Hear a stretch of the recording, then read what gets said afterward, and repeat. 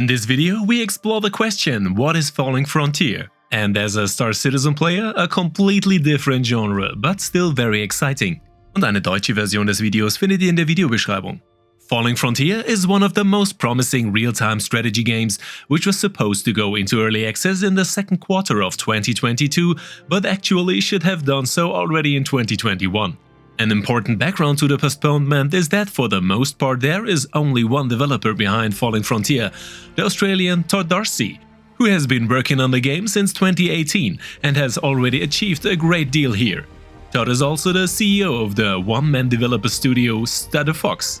Falling Frontiers offers us a mixture of beloved sci-fi classics like Masters of Orion, Homeworld, 4X games like From the X Universe, Stellaris and so on, paired with bombastic real-time battles which clearly remind of Amazon's sci-fi hit The Expanse. So everything a sci-fi fan could wish for, right?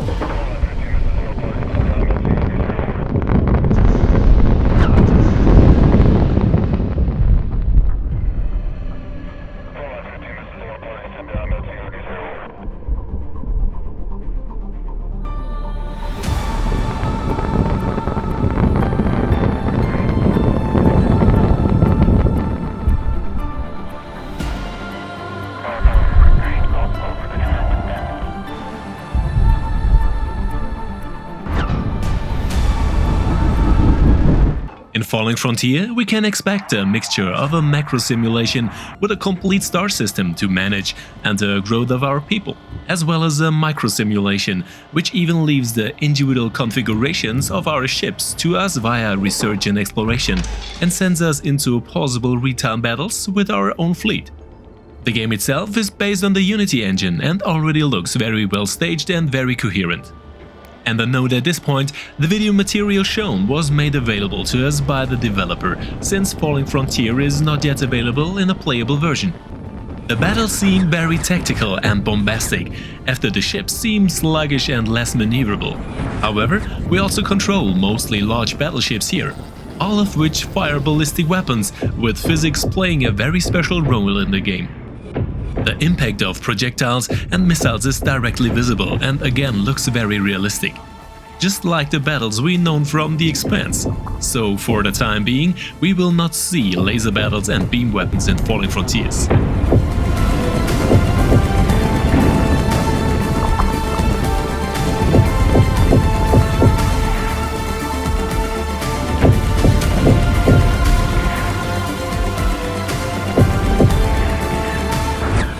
In the space battles, we will therefore not find any life bars of the units, but will receive a damage simulation that allows hits on various systems, with corresponding failures or impairments.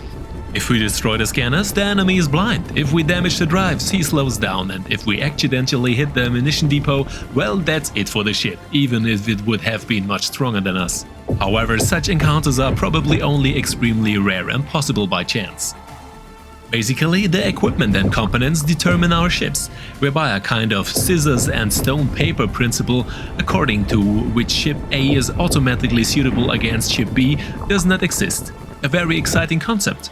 In addition, in the first release version there will also be no different species, alien races or other non-human factions, but a purely human conflict. So far, Falling Frontiers has been designed as a pure single-player experience with a multiplayer mode only promised after a release. First we get a campaign mode, as well as a skirmish mode, which promises matches between 2 and 40 hours. The campaign mode, on the other hand, is not particularly captivating with text inserts, but it offers everything we need for this. And by the way, we are talking about a one-man studio. The playable area, our current solar system, is partially procedurally generated at each new start, which significantly increases the replay value and also brings different bonuses and starting conditions through the selection of different human factions. In the campaign, we are granted a great deal of freedom, or rather we are not forced to act and can achieve our goals through a variety of possibilities, whereby the corresponding consequences of our actions cannot be directly assessed. How this campaign will ultimately play out, of course, remains to be seen. For balancing reasons, it should not be possible to take ships or a crew with you into the next campaign mission. And the different missions also have different objectives, and there is not always just a combat focus. Falling Frontiers is divided into several areas with its well-thought-out physics and logistics system, whereby we can view and manage our entire procedurally generated playable solar system in the system-wide area. Below that, we find the administration area, where we can manage and control individual colonies, space stations, mines and drones. Here we can also plan and launch routes and deploy reconnaissance probes.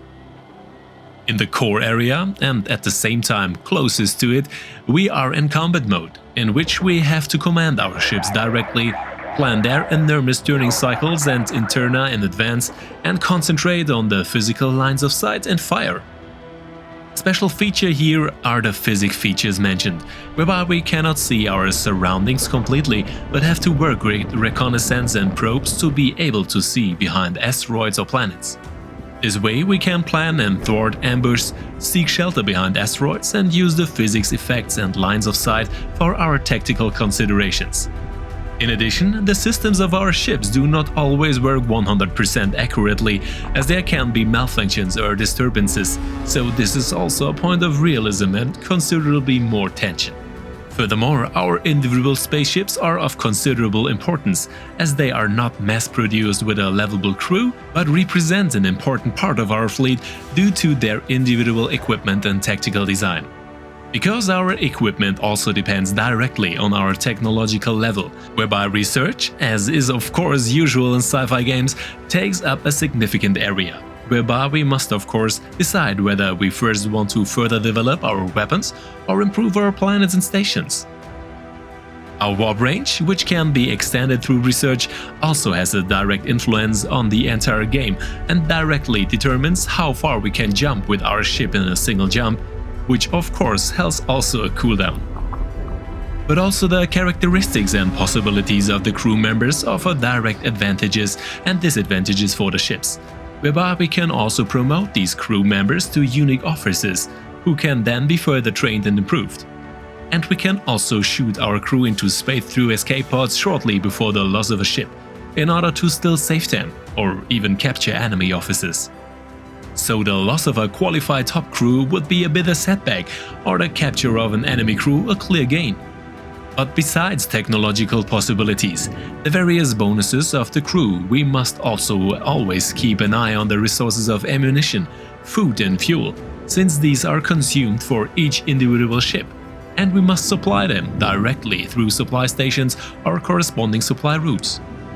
This gives us a further tactical and planning component, as we have to plan and prepare attacks or an expansion accordingly in order to ensure the supply here as well.